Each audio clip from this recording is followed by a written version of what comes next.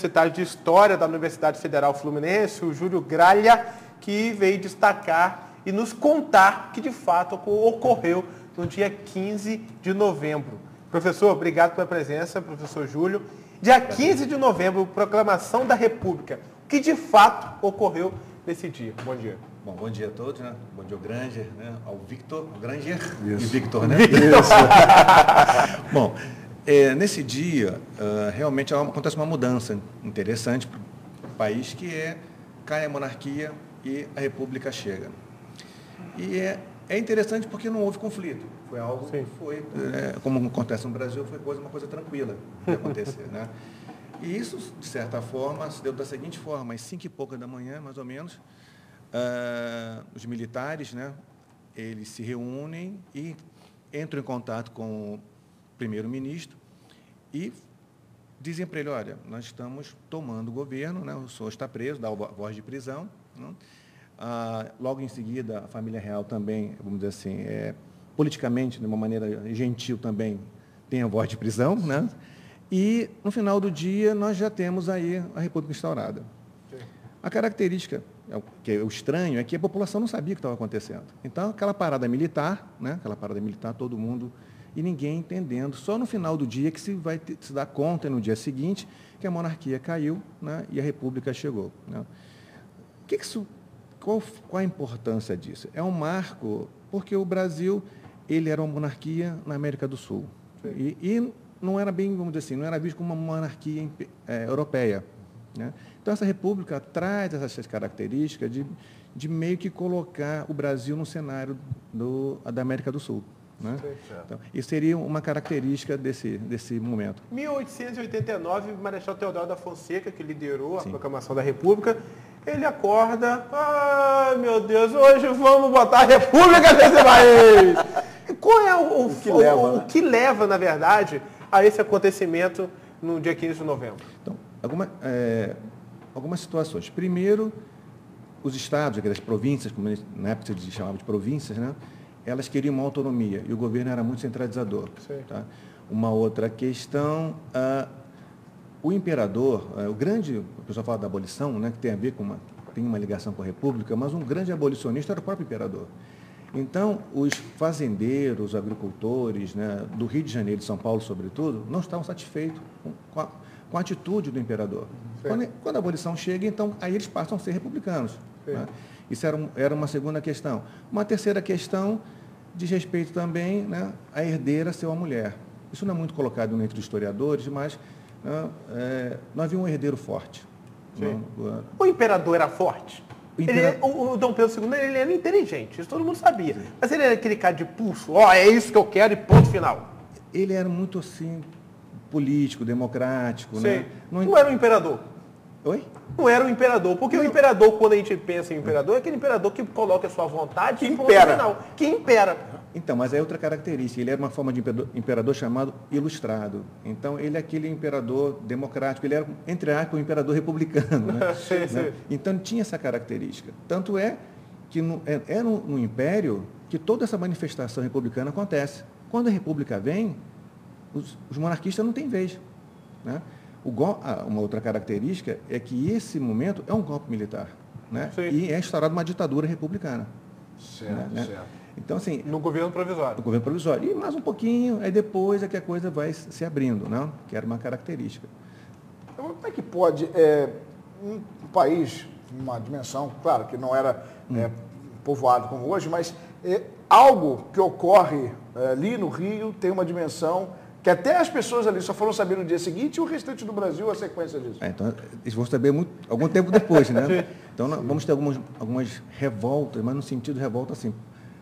Por exemplo, na Bahia, os militantes, vamos dizer assim, né, monarquistas, vão enfrentar os militantes republicanos.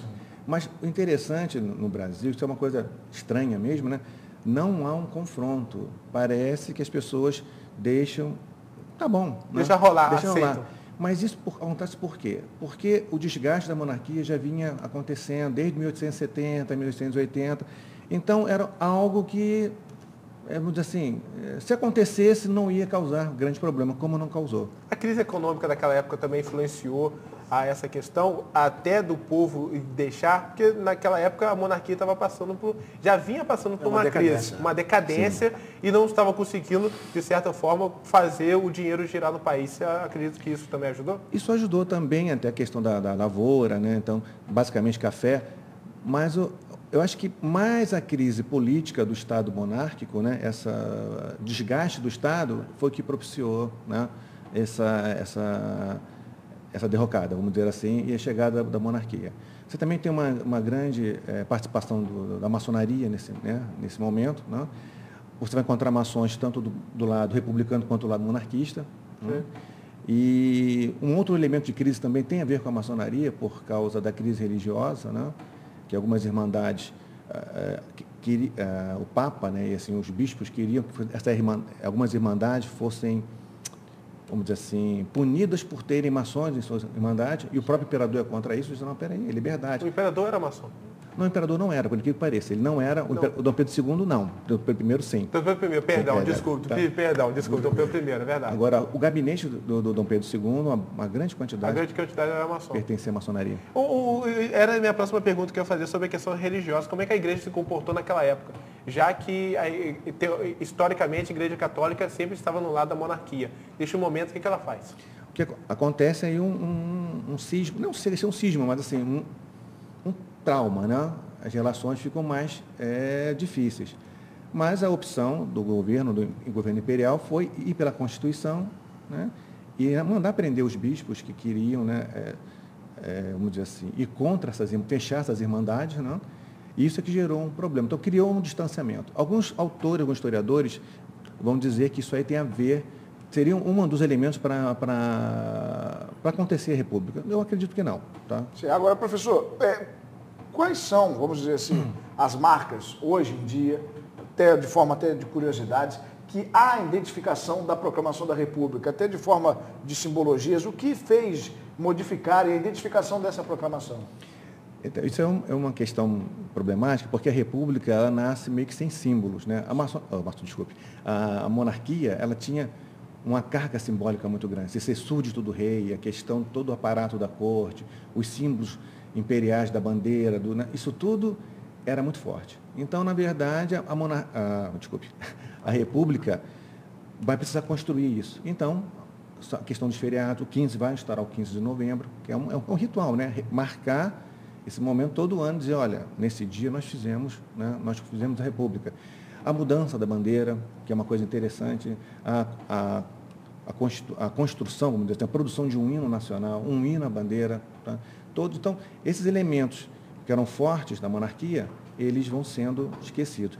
E o caso da bandeira é um dado interessante, porque quando se pensa em mudar a bandeira, muitos republicanos não querem mudar daquela forma. O próprio Deodoro não queria que tirasse certos elementos monárquicos, né? Dizia assim, não, tira só a coroa que está em cima da bandeira, mas não mexe mais em nada, né? Vamos dizer assim, né? Só para dar uma ideia, assim, a bandeira brasileira, ela mantém ainda que é o verde e o amarelo, né? O verde, o losango. O que muda é o símbolo interior, né? Na monarquia você tinha um ramo de café, o fumo, tinha umas estrelinhas em voltas que tinha a ver com os estados, e aí a coroa, né? Os elementos da monarquia. No nossa bandeira, se a gente olhar, né, a gente vê que ela mudou. É uma esfera, né, que tem lá o ordem e progresso, que é uma afirmação positivista. O positivismo é uma linha filosófica que chega pensando na ordem, no progresso, né? E a monarquia é tudo contrário disso para eles. A monarquia é o atraso, né? A república é a modernidade, né? Um é o antigo, o outro é o futuro, né? Um é o caos, o outro é a ordem, né? Então eles vão instaurar isso e criam uma bandeira, uma esfera, né? Colocando essa ideia de ordem e progresso, colocando aquelas várias estrelas que têm a ver com os estados, né? Muitos brasileiros não sabem, mas eles são constelações. Do lado esquerdo é o cão maior, do lado direito é o escorpião, no centro é o Cruzeiro do Sul, né? E o Triângulo Austral. E o Cruzeiro do Sul são as 5 principais províncias da época. Era Rio de Janeiro, Bahia, São Paulo, Minas Gerais, se não me engano, Rio Grande do Sul, né? E aí então eles criam um simbolismo, né? E vem aquela ideia então do verde das nossas matas, o amarelo, né? Só que o verde é da Casa dos Braganças, né? O amarelo, quer dizer, até para o público entender, quer dizer, é da linhagem, né? Da família de Bragança, e, né? O amarelo da linhagem da família da Áustria, dos Habsburgos, né? E a bandeira tem uma característica interessante, que aqui em losango são 2 compassos. Né? Não tem diretamente a ver com a maçonaria, mas tem a ver com uma ordem secreta que o José Bonifácio pertencia, chamado apostolado.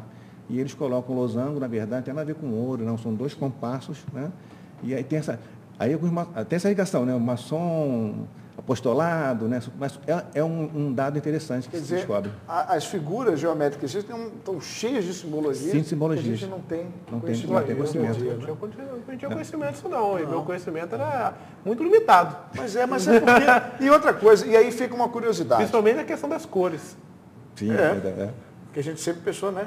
Verde é da mata. Mas aí que tá. O amarelo é do ouro. O professor o azul é do céu. O professor Júlio Gralha é um professor universitário. E o ensino fundamental e médio, principalmente o fundamental, ele dá uma florida, não sei se para entendimento da criança, pré-adolescente, do contexto histórico do país. Sim. E como que depois o professor universitário tenta quebrar isso e mostrar a realidade dos fatos? Então, eu acho que assim, o ensino médio, o fundamental e médio, eles não podem criar essa confusão na cabeça das crianças. Né? Então, eles, vamos dizer assim, generalizam, perfeito. Quando isso chega na universidade, isso chega na forma do espanto. Mas, basicamente, isso. Então, não tem muito problema. Pessoas que têm como herói, ele já vê que não é tão herói. Nossa, ele fazia isso, mas era assim, né? Então, a gente começa a trabalhar nesse sentido. Os heróis existem, mas a ideia que a gente coloca é que os heróis não são, né, bons, perfeitos, são seres humanos.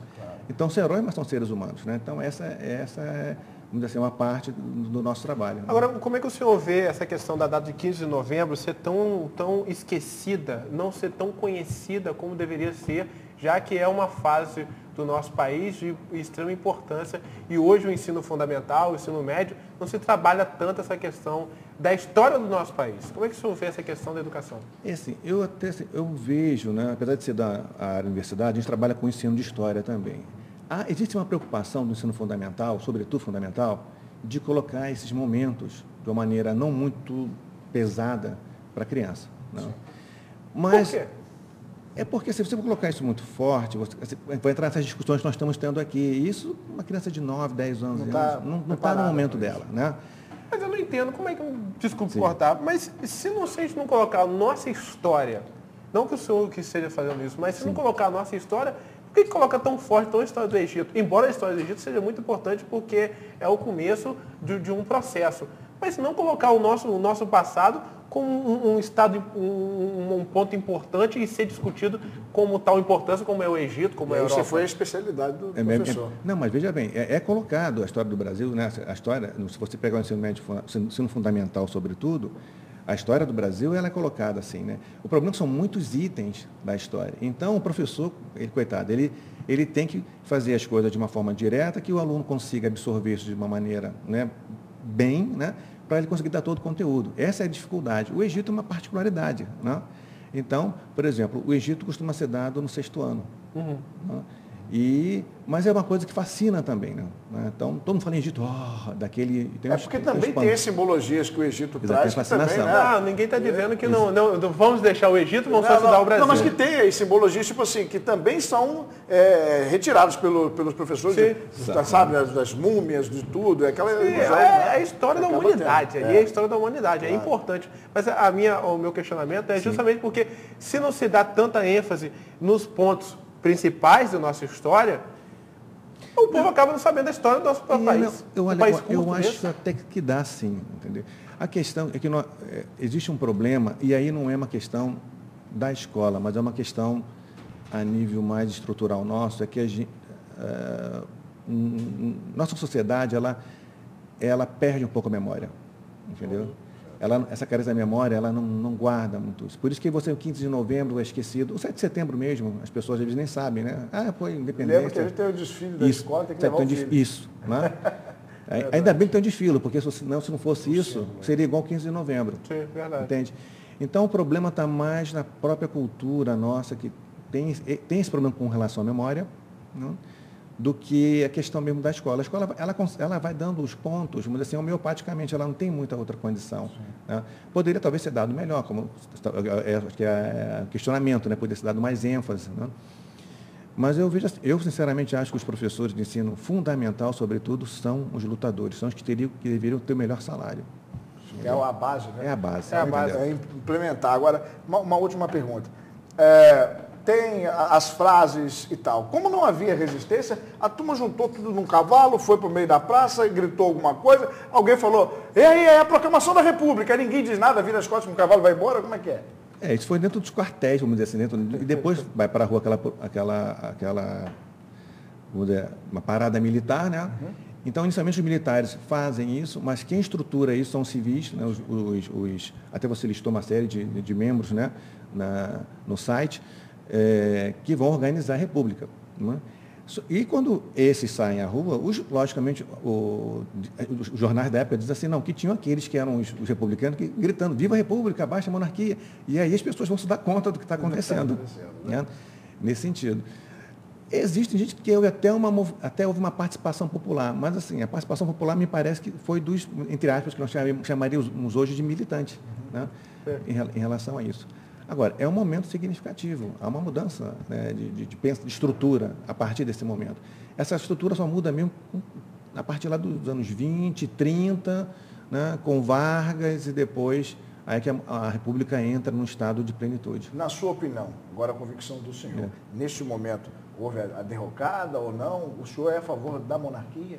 Eu sou monarquista, vamos dizer assim, né? Tenho uma simpatia pela monarquia, por essas questões simbólicas. A monarquia, por exemplo, no primeiro reinado, o que fez o Brasil ter essa unidade toda, em boa parte, foi a questão da monarquia, dos símbolos da monarquia, né? Um rei que deveria ter um primeiro-ministro, quer dizer, reina, mas não governa, não foi o caso do Pedro I, mas essas ideias, elas fizeram com que o Brasil, em boa parte, fizeram a unidade do Brasil. O que não aconteceu com a América Espanhola. Quando há o processo de independência, e eles são todos republicanos, o que acontece? Há uma fragmentação muito grande. Você tem diversos países da América do Sul, né? Aquilo foi se fragmentando. Isso é uma característica dos movimentos republicanos. Né? Eu acho que seria essa a ideia. Mas acho que os dois movimentos funcionam, se forem bem conduzidos, os dois dão sucesso. Professor, obrigado pela presença do senhor, obrigado pelas explicações, que o senhor possa voltar outras vezes para contar outras partes da nossa história. Quando precisar, sobre história antiga, Egito, curiosidades. Né? Ele é professor adjunto em História Antiga e Medieval da UF. Falei Egito, não falei para cutucar, não. Falei porque eu tenho o Egito